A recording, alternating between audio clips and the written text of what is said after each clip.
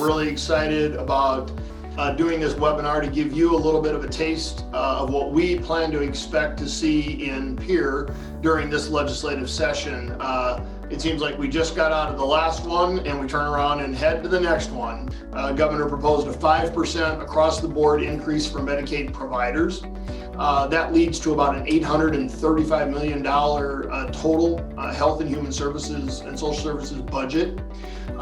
This is a 21% increase for nursing homes, but I want to be very clear here. This is not 21% on top of 5. The 5% across the board is included in the total 21% increase proposed for nursing homes. They also put in there almost $13 million ongoing for Medicaid expansion. I'll talk a little bit more in detail about that in a little bit. And then we have been telling them that we're very supportive of the governor's 100% tuition for National Guard members. Anything to help people get into the workforce, stay in school, graduate.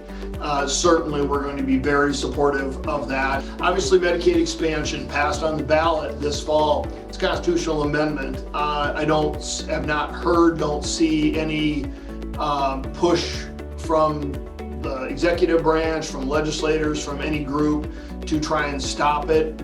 Abortion legislation, we know that with the kind of in this post-Roe world that we know there's going to be several different abortion legislation pieces are going to come, probably from some of our healthcare legislators that will at least put some curbs and gutters around definition of life and health of a mother. So we'll take a look at all of those things. We usually don't get into those fights, but on this end, if there's something that really kind of puts some good definitions around life and health for our providers, we probably will dive in to support something like that, depending on what it is.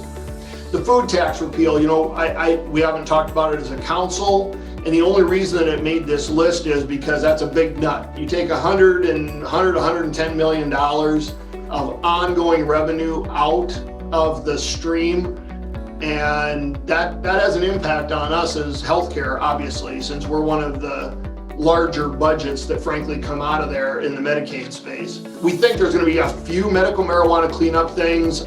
Medical conscience is it's probably a deep topic to talk about today, but in a nutshell, I think the intent is good.